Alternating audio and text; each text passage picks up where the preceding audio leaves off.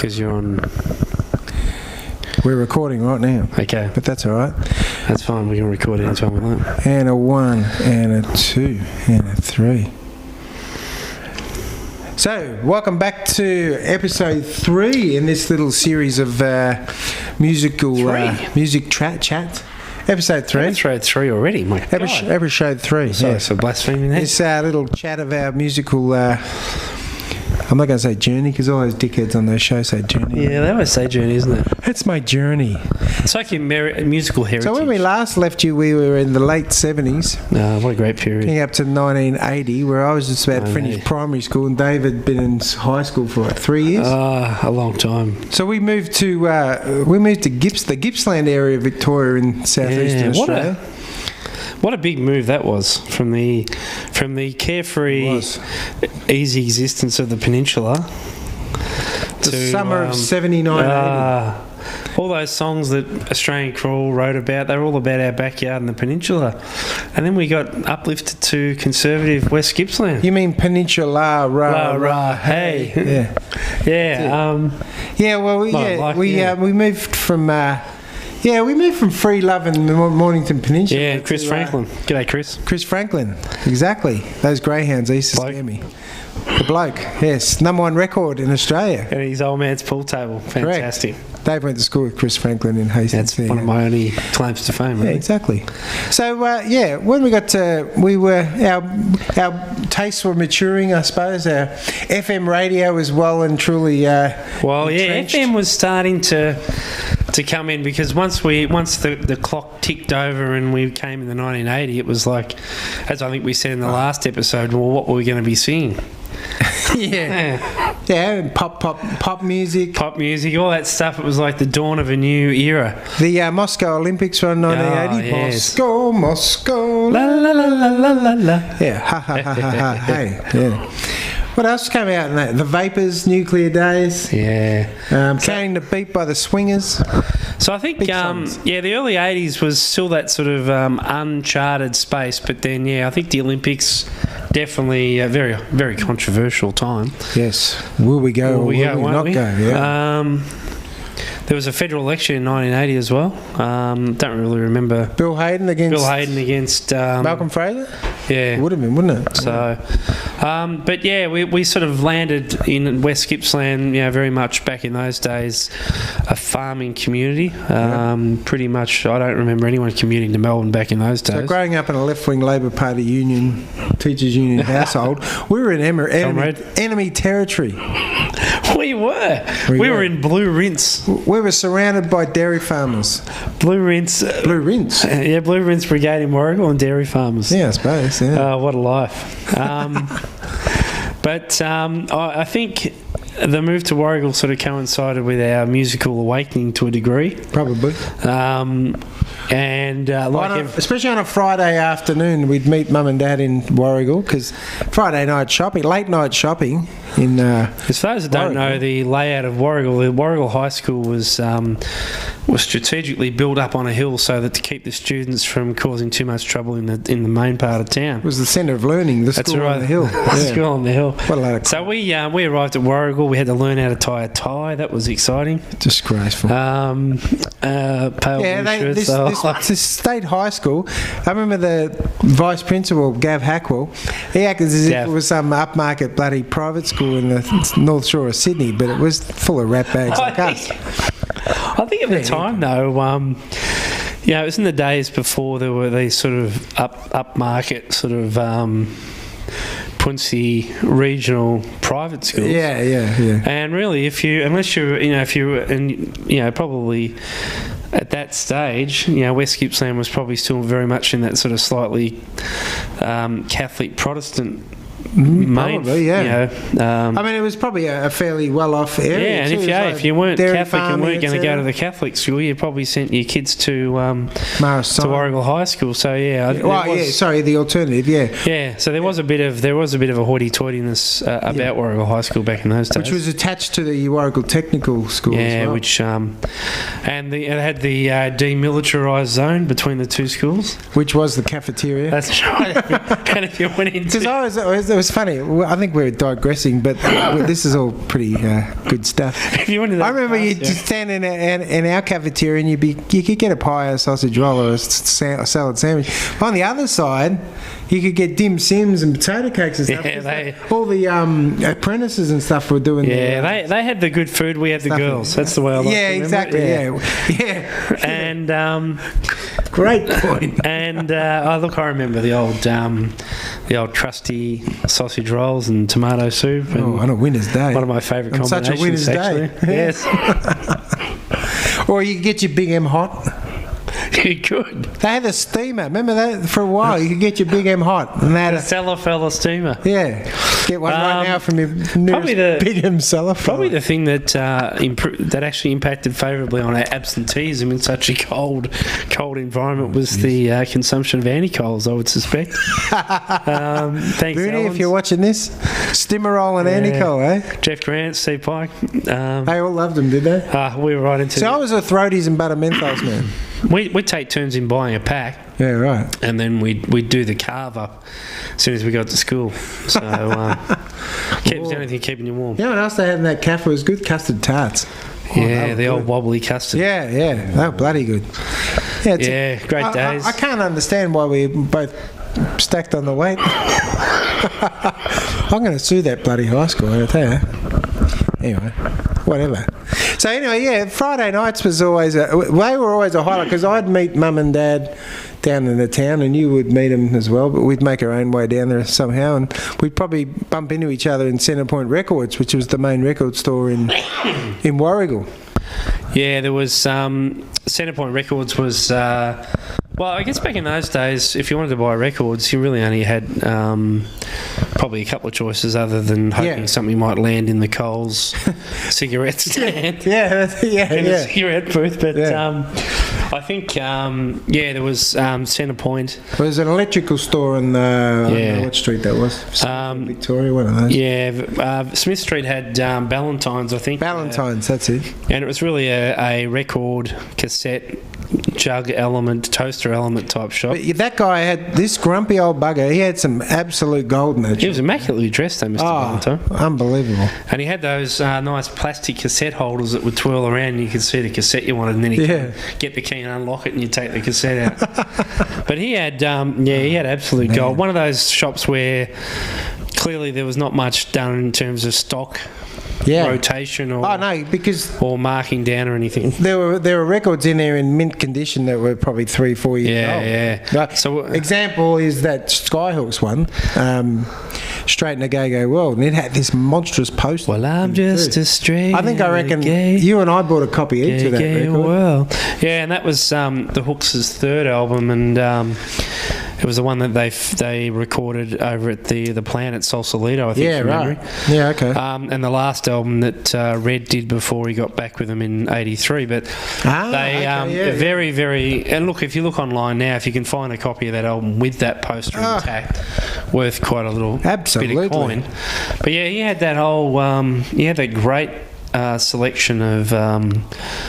Particularly all that stuff that was probably maybe 4, 5, 6 years old. And so if you walked in there and say, "Oh, have you got a copy of Never Mind the Bollocks? Here's the Sex Pistols," he probably had a mint condition version, or one of a Buzzcocks record or something like that. Valet Pete Shelley, by the way, too. Who died today? The lead singer of the Buzzcocks. But he would probably have a good copy of it. And he had, and the pricing never altered. So if it had been stamped in 1976, what do you reckon? In the case of that Skyhooks one for about maybe $6.99. Yeah, that's what you paid in 1980. Yeah. So Warrigal. So Warrigal was the two choices. Certainly, Centrepoint was the groovy record shop. It had the 40-to-1 record and singles thing. I used to go in there and they'd had some great posters because the record company reps would probably give them a few. And I'd say, "Oh, can I have that poster?" And they'd put your name behind the poster. Yeah, that's right. Yeah. And when it came down, you could go in and claim it. I had a wall full of posters from that record store. It was amazing. And they were pretty good at ordering stuff too, because once 1981 came along, we're not to 1981, but I think 81 was the year where I started to buy stuff on order. Sure, because you had a bit of income. coin, yes, because from, 1980 was Coles. my first year of working. But so Ballantyne's was the treasure shop for.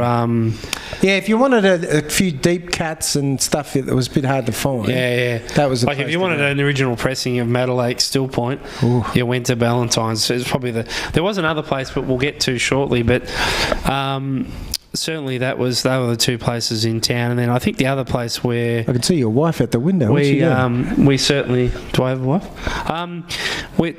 Probably the other place that probably got a fair bit of coin from us record wise was Brash's. So yeah, Brash's. If we went to the city or I can't remember, we'd go to the city or Dandenong or something like that. yeah, probably Brash's in Elizabeth Street. Yeah, in the city itself. Yeah. Between Brash's and Allen's was between Collins and Little Collins, I think. Yeah, down towards the Flinders Street station then. Yeah. That wasn't a bad store, that, because they had a few levels. They had guitars and stuff, and I used to the old just walk Brash around Allens, looking at the guitars and stuff too. Yeah. So Brash's, Brash's was the place for the latest releases. You could be pretty much guaranteed as soon as it left the distributors that landed in the But Brash's I remember stores. in about 1983, maybe 2 or 3, we could mail order stuff too. Yeah. Remember we used to have we got those great T-shirts, Sports Sondra, that great record cover on a T-shirt. Oh, man, I'd watch the world. The Little Heroes Watch the World, which I was listening to in the car on the way down here. Like That's a great hawk. record, like a new brand new baby boy or whatever. Yeah, That's right. Hope Roger Hart, if you're watching. Go, Rog. Go, Rog. Good Facebook friend. Yeah, good man. He lives in. Does he live in Asia somewhere?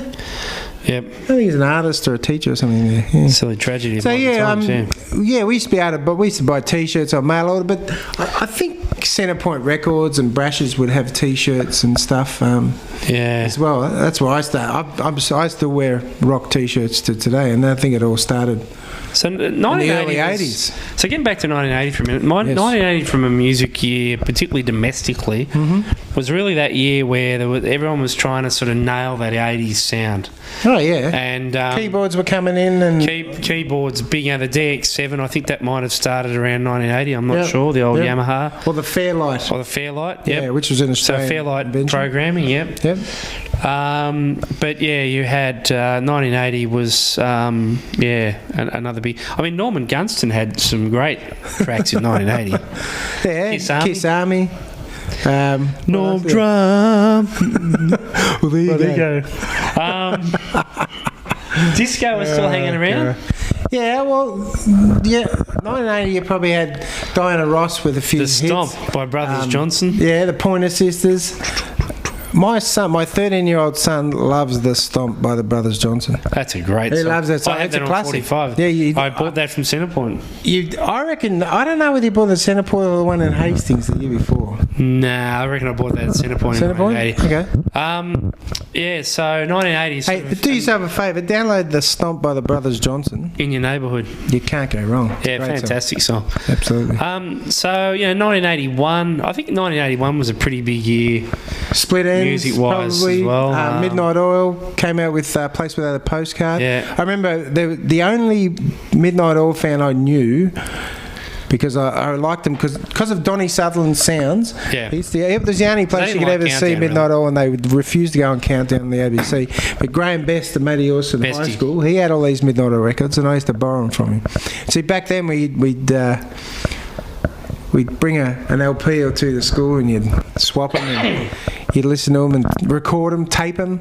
If you had the equipment. The original In Excess album. That's another one to think. I reckon that changed. I reckon that changed hands about 20 times because we wanted to listen. We'd bring it to school in its plastic bag. Yeah, that's right. You'd take it home and hopefully it didn't fry and walk on the bus. I'd borrow things like Bird Noises, Head Injuries, the original Blue Midnight Oil record from Bestie. Were fantastic. So we've got a lot to thank Graham Best for. Yeah, good on you, Bestie, if you're out there. Legend. You in touch with Bestie still? Yeah, via email, actually, not on social media. But yeah, Graham's up in Queensland and has forged an awesome nursing career. So, cool. Bestie's up in Queensland. He's probably still got good taste in music too. I'm sure he has. Because the other music, the guys like Bruce Lyon, Jeff Grant, I don't know, said Chris Grant, All legends. the terrific footballer from Footscray. They used to like the Angels. They were big Angels fans. Bruce and Jeff in particular were big Angels I used to borrow their Angels records from them too. I think 3UL, the local 3UL, Ron Burke, 3UL in Warragul, they used to flog the Angels. Yeah. I remember going on Andrew's hit line on 3UL. He was at Nasally Pommies. Yeah, Andrew Ogilvy. Ogilvy, that's it. Ended up down on the south coast of New South Wales with the local ABC. That's where they all go to die, isn't it? Yes. Yeah. No, that's wrong, Burke. But I remember being on Andrew's hit line and guessing Merrily Rush sang the original Angel of the Morning song. She did too. Because I think someone else, Juice Newton, had brought a version out. Who later on had what? Queen of Hearts? Shocking song. Anyway, I won a copy of Mistaken Identity by Kim Carnes. That's 1980. Shit-ass record. I've still got it in my record. Is that 81? No, I think it was 1980. Mistaken Identity. A mistaken hit, I must say. And I got to request the song, and my song was Things Don't Seem by Australian Crawl. So that would have been Sirocco, 1982. Yeah, we're getting on to 82 shortly. I was 14 years old, I think. Yeah, so... and I think the 80s, probably 1980 was one of those years where some of those stalwarts from the 70s had called it a day, perhaps. The Hooks had pretty much given up. They had Steve, Tony Williams was doing the vocals. What was his name? Tony Williams. Sorry, yeah. I think in 1980, Sherbet were over in the US as Highway. Or the Sherbs or whatever. Yeah, and then they came back in with the Sherbs for a little while, and then Sherbet again. What was that single they had out? I have the skill. The skill. That was when they should have just looked at each other and go, let's give it a... Was Garth Porter still there? Yeah, Garth was still on the keyboards, and I think it's amazing how they were a keyboard band in the 70s, but they didn't quite were able to jump over. Yeah, right. Garth went on to be a writer of note for country before. Yeah, big time, and producer. Yeah, absolutely. So Sherbet were kind of viewed as naff 1970s band, but if you ever listen to some of the what's the Gravity Defined? There's a couple of albums there that right. There's some little gems in there as well. But anyway, they were sort of on the way out, and they were replaced by the likes of My Sex. I mean, as soon as the radio stops playing, you're pretty much screwed back then. But you mentioned sort of midpoint of 1980, and we've got the likes of Eon FM. Who would later become Triple M. But anyway, so Eon FM, Fox FM. Fox FM, yeah. And they were probably the two original... FM is Fox Music. Yeah, they were probably the two original commercial... They were pretty much the two, yeah. Stations in Melbourne at that stage. Some of the others came across. I suppose in Sydney it would have been probably Triple M. I think and that was... 2Day FM. And 2Day FM, which probably still exists. Yeah, Triple M was up there. Yeah. B105 in Brisbane. B105. Yes. And I think, so you started That was Talk That Walk with Surface Tension. That's a great song. So you started to... People wanted to hear their music with a bit more clarity, and of course, FM gave people that. So and AM pretty much went to talk radio, the races. And then once those AM licenses start to struggle, that's when a lot of them made the move over to FM. So 3KZN is football. Well, I don't know what 3XY happened to 3XY. They probably just folded. And, Double TFM was 3DB. They had been 3DB. 3KZ became essentially Gold 104, I think. 3MP in Frankston there, did they? 3MP, well, 3MP was one of the last because they went to that easy listening format with, I don't know, some of those crooners from the 1960s. Which was probably Smooth FM now, was it? I don't know. Smooth. Anyway.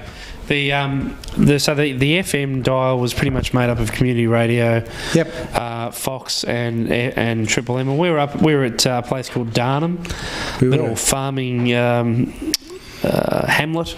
I'd call it a hamlet. Yes, right on the Princes Highway, about 115 k's out of Melbourne, and we're up on the top of a hill, so we were pretty well placed to get some nice, clear FM reception. So at that stage, by about 1980, I pretty much dropped the local AM station, which, let's face it, wasn't particularly I mean, they played some okay stuff. No, it was shit house.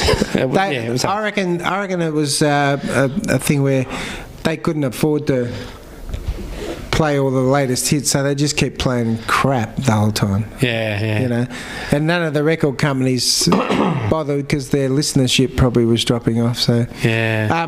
but I remember at that time, Eon FM had a great show on a Sunday night called The Album Show with Bill Pennell. Good old Bill. Do you remember that? Yeah, I don't know if Bill's still around. I'm not sure. I thought Bill was doing something on one of the other channels. Maybe he put me onto and I don't know, probably maybe yourself, but he put me onto a stack of new music and stuff that I'd have a little mental list. I reckon once you get to about 1980, Billy Pennell was pretty much, he was the underground version of Molly Meldrum. Yeah, absolutely. The alternative, as if you think of Melbourne as that sort of epicentre of, I think it was the epicentre of Australian music, that sort of pub rock. Probably was, yeah. Billy Pennell was, and look at all of us who were pub rock aficionados.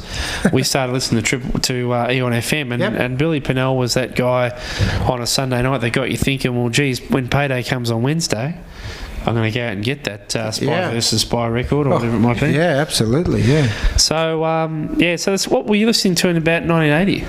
1980 was probably... I didn't have a lot of money because I was only relying on my Brash's vouchers and pocket money, but...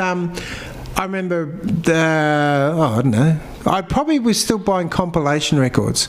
1981, Over the Top, which had Rick Springfield or Pat Benatar. Go Troppo. Then 1982, The Music. 1980, The Music, which probably had, Counting the Beat by... I think 1980, I remember... The Vapors, that's probably my highlight purchase in 1980 was probably Space Race by My Sex. One of the greatest bands of all time. And a great Anywhere. Do yourself a favour. Unbelievable. Space Race by My Sex. Space Race by My Sex. Where Do They Go, which was probably one of their last... Yeah, why is that not on Spotify, by the way? Oh, I don't know. I'm Spotify, get your act together.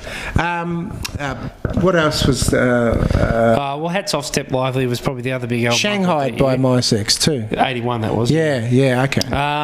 Well, 1980 was... we had... I don't know whether I bought it or you bought it. Was the Australian Crawl album. Yeah. What was it called? 1980. Boys Light Up. Was it Boys Light Up 1980? Yeah. Yeah. When on the beach, when the lead singer James Rain, legendary Australian vocalist, turned up on Hey Hey It's Saturday with two broken arms. Remember that? And Countdown. Yeah, I know Countdown. He got hit by a car. Did he? Yeah. Now he's lying in the tar. Had an experience bizarre. Another late peninsula. Rah, hey.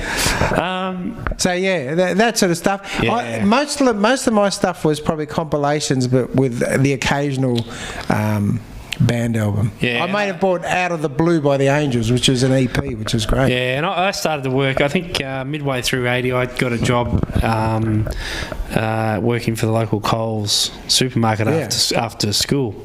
So Thursday night, Friday night and Saturday morning, and during the holiday period, and started to get a bit of cash to buy some vinyl. So, what do you reckon a record was costing then? $8.99 or something like that? Yeah. Oh, of course, 1980. Funny how you lose track of what they were worth. I probably bought Kiss, Dynasty, or Unmasked too. Kiss were big. Kiss were huge, and probably bought an album called Alive, which was a double gatefold live record, which a lot of people out there probably know of, and it was like the gateway to hard rock for me, I think. Yeah, well, that was the year the Kiss actually came out to Australia, and they did. Mum didn't let me go. Massive concert out at VFL Park. Yeah, there was a bus going from Warragul, and Mum said, "No, you're not going to that." And I knew heaps of kids that were going. I was spewing. Yeah, no, half the school went, I think, from memory. Jeez, yeah. So that were probably that sort of that one foot in the 1980s water, I think, for that 1980 perspective. Yeah. And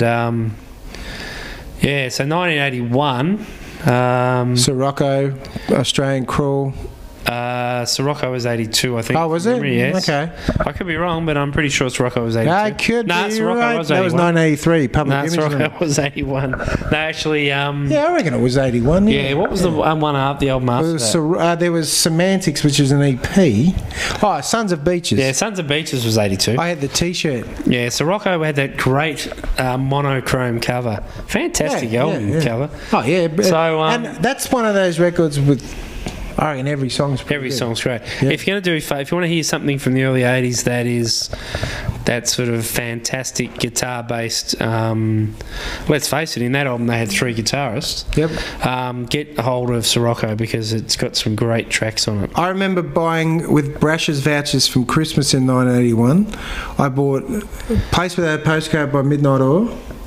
Yep. Which they recorded in England with a guy called Nick Launay who'd done The Clash, and in the 60s I think he'd worked with heaps of big bands, maybe the Stones, I'm not sure. But and I also bought a cassette player that had mono, stereo or spatial stereo. So I'd lie there in bed playing cassettes and have it lying on my head like this, so I get the spatial stereo experience. Stereo. But I think it cost about $30 or something. But I bought. I remember buying. Well, a great thing, yeah. Yeah, I bought that and Place Without a Postcard by the Oils. Fantastic. That's great. So, yeah, 81 had all that. Some of that weird stuff, Stars on 45 from memory. Yeah, probably. Yeah, the Beatles just did everyone's head in after a while. I wasn't really in that. But 81, for me, 81 was Sondra came out in 81 by the Sports. What about, was it, what did INXS have in 81?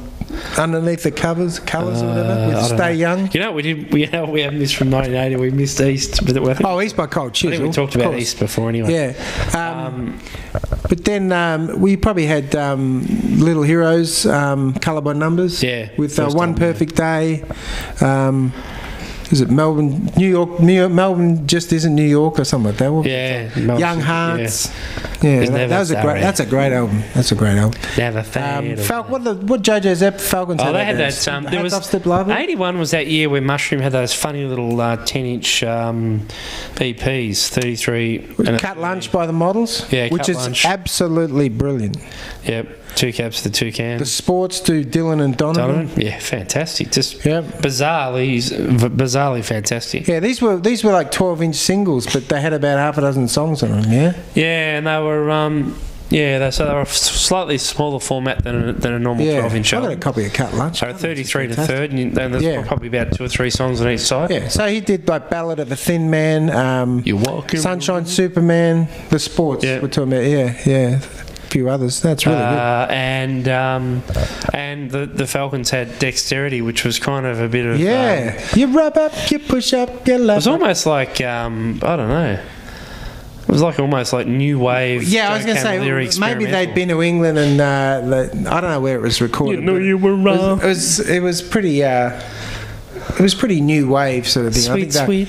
They were trying to get it. Yeah, sweet. Yeah, that was pretty good too. The front cover was dodgy though. It looked like he was deep throating a microphone or something. Remember that? Probably was. Or trying to do a knot that had been tied up to it. It was all a bit weird. It was called Dexterity, so it wasn't called Blowjob, but whatever. We'll move on. So 81 was cool, 81 over the top, so that was the compilation of the year. Oh, jeez. I mean, that was probably around that era, though, that those compilation albums started to wane a little bit. I think they were still popular, but they certainly weren't as popular as they were in that 70s Yeah, you'd probably find one of those compilations was in the top 10 albums or something. Yeah, like Choose Life in 1985. Yeah, Choose, I had that on cassette. That wasn't bad, actually. I think everyone did. Yeah, bloody hell. So also, like 81 and 82, you had... you probably weren't even aware of Huey Lewis then. They had that... I was probably more in a Mio 245. Mio 245, which was... what was that record called? With Other Places on it and that sort of stuff. That had a great hit with Other Places. Wrong World was one of the good songs off that album. Fantastic. Good album. There's other bands like The Expression. Yep. Total Eclipse of the Heart. Yep. Which their version was better than Bonnie Tyler's. Two different songs, but with the same name. But The Expression, Total... Close My Eyes. Behind Closed Eyes, what it was. was. I always close my eyes. Was that them or? Yeah, that was The Expression. Yeah, okay, To yeah. look Good into band. the sun. So anyone who was in The Expression, if you were Same out as there, everyone. good on you. Yeah, Good on great you. album. Yeah. There's a Bloody couple hell. little gems like that from that early 80s. There's also a period. band from Sydney called the Sunny Boys, which probably started to yeah, have some talking. great hits.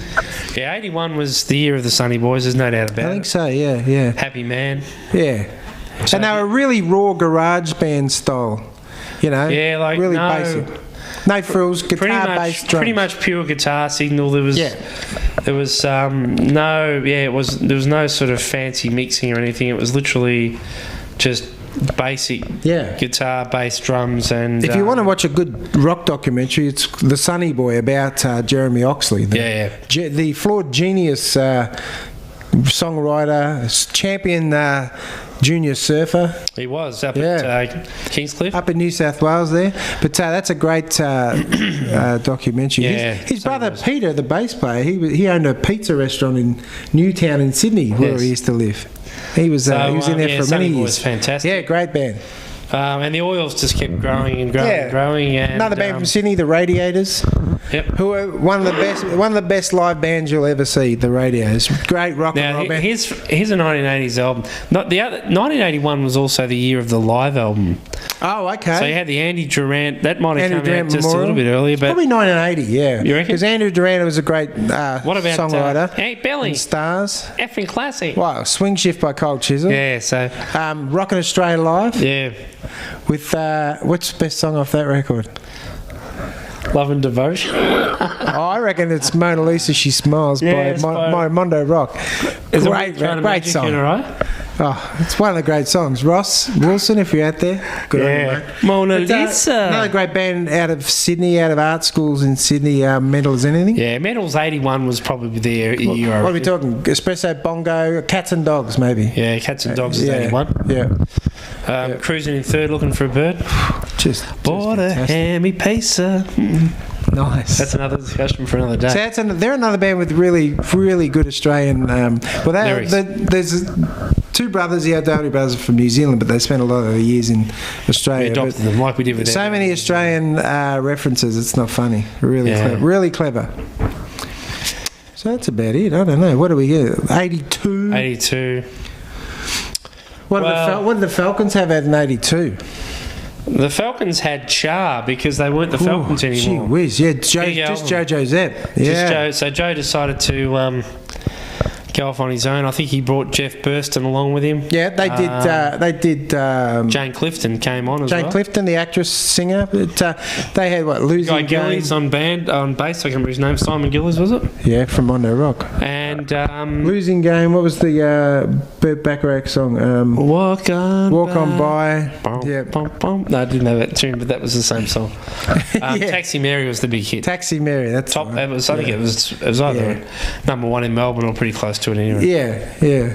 I mean, we probably should have written. 82. We probably should have written a list down. And 82. You've got the so many. Oils. Oils. 82 for the Oils would have been. 10. No, 10 to 1 was 83. So you probably still, the Oils are probably still touring Place Without a Postcard. And then they would have gone to London and recorded 10, 9, 8, Yeah. 7, 6, etc. Circus Animals. Yep, Cold Chisel. That's arguably their best record. Yeah, I'm more of a Circus Animals man than East. As much as I love East, but Circus Animals is just a great album. Two of the best records is Breakfast of Sweethearts and Circus Animals. Yeah, forever now. Yeah, brilliant Old, stuff. the late Steve. Well, they didn't know. Yeah, Don Walker. There wasn't predominantly Don Walker songs on that record. No, that's right. They all had a hand on that album. Jimmy Barnes wrote a. And I think the album cover was out on the Salt Plains out in South Australia somewhere. in front of a caravan. I just Yeah. want a T-shirt of that. I could probably get one somewhere.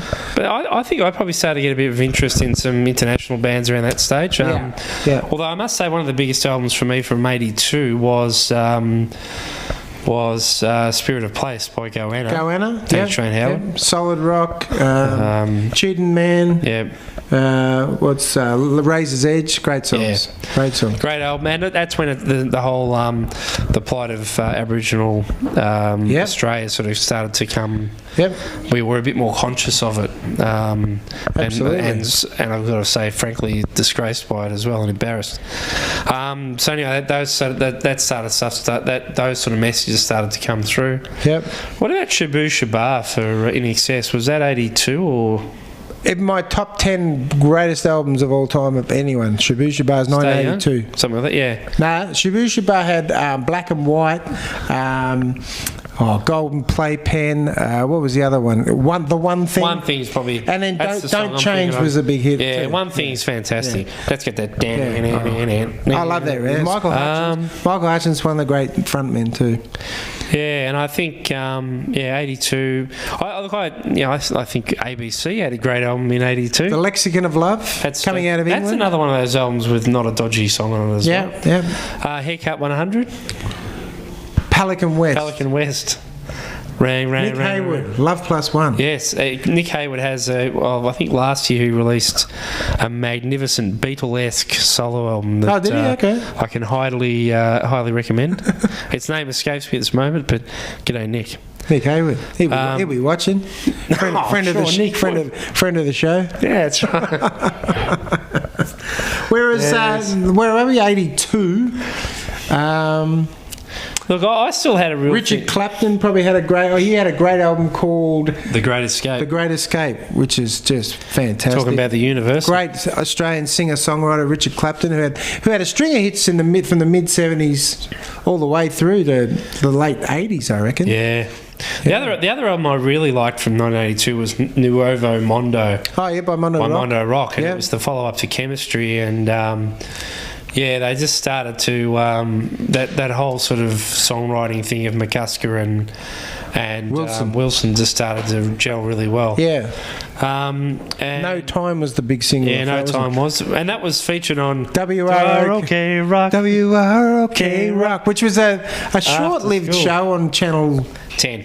Channel 10, okay. Yeah, I'm sure it was Channel 10. And I reckon the Radiators did their version of the Beatles' Revolution on that. You say you want a revolution. Yeah, Brian Nicol in his like the distinctive voice. Revolution. Yeah, that was cool. Well, you know. Oh, shooby shooby. Well, The Church, Blue Crusade, another great album. So 1982. One of the great records. 1982 is a treasure trove of great. I saw The Church in New York about 2 years ago, and they were unbelievable. New Zealand music, so. Yeah.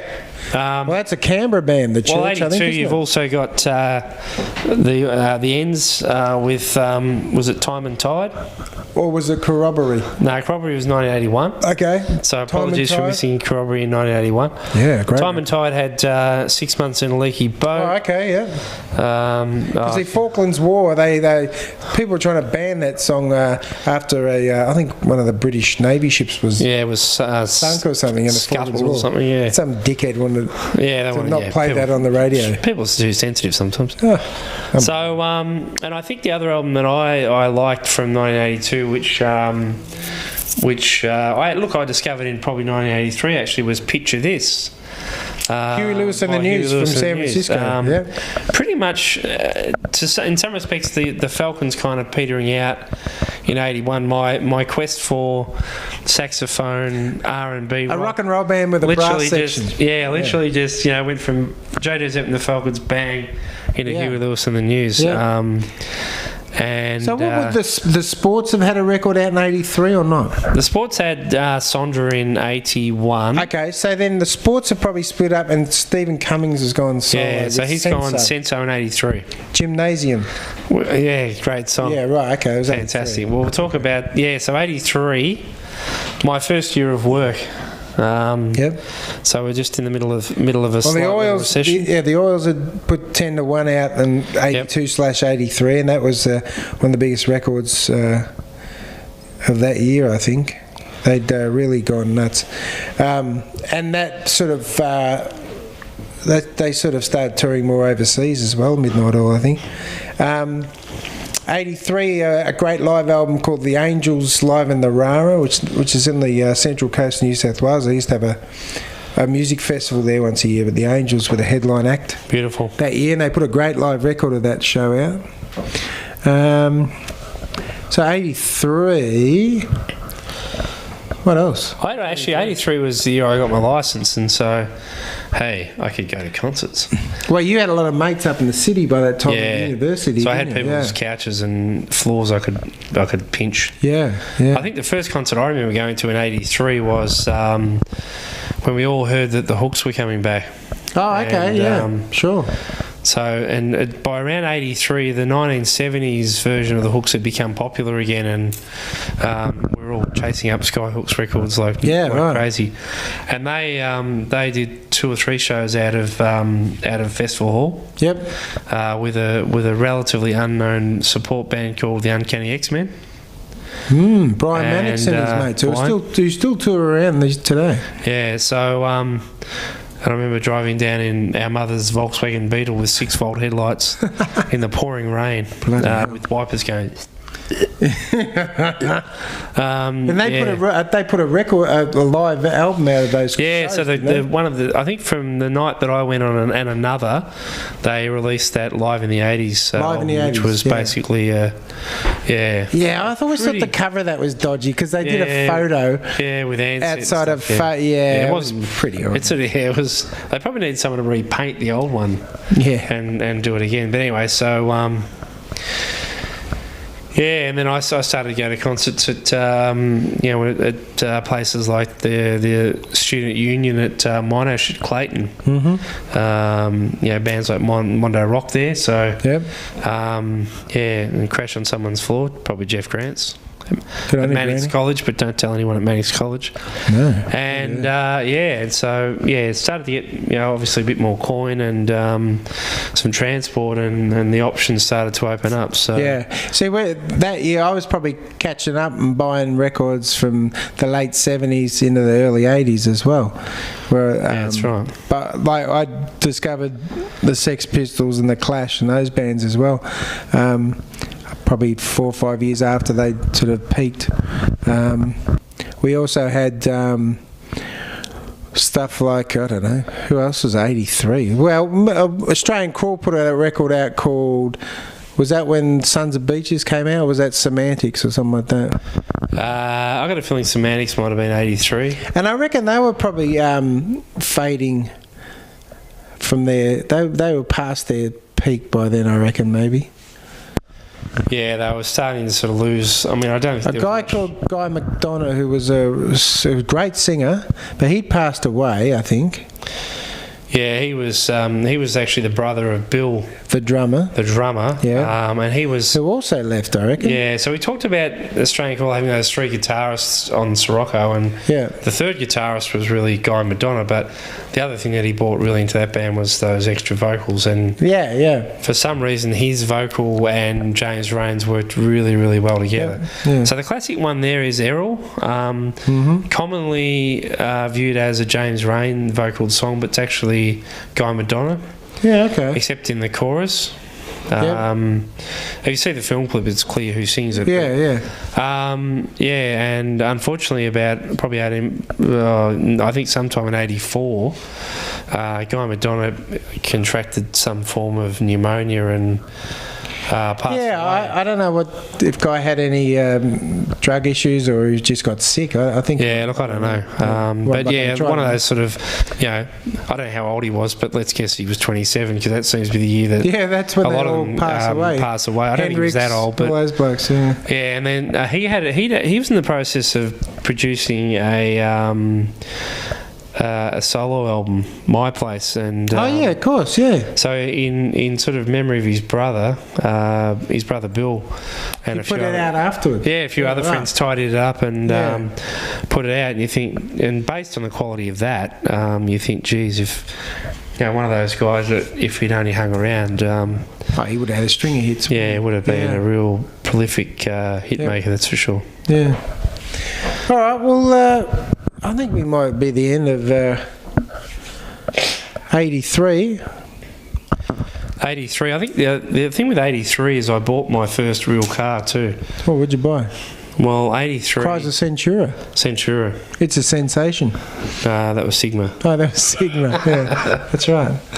So yeah, and that's when I had my musical being lived in that car essentially, because what, the Jensen tape? There was no cassette player with that hi-fi system. I know, yeah, it's unbelievable. And and I had my box of cassettes and. So once you get into the car, the music comes with you. And so, what would be a regular cassette being played in that car, you reckon? Well, would it have been a compilation you'd recorded? Maybe a compilation, perhaps. I didn't play too many commercial cassettes. They were all TDK SA90s. Thanks, TDK. You do amazing things to my system. What about BASFs? No, I used to find they used to jam. No offence, BASF. TDK does amazing things to my system. Yeah, so anyway, 1983, that's a wrap, I reckon. Yep, I reckon that's about it for episode 3. We'll catch you soon for episode 4. From me, JVT, and him, TVT. Defame from Brussels reporting. Yes. Me, AB, him, DB. DVT, yeah. Catch you later. Rock on. Bye. Bye. Dark street corners, feeling lazy. Fast car driving, sleek and modern. Public transit, photos waiting, blood and glass.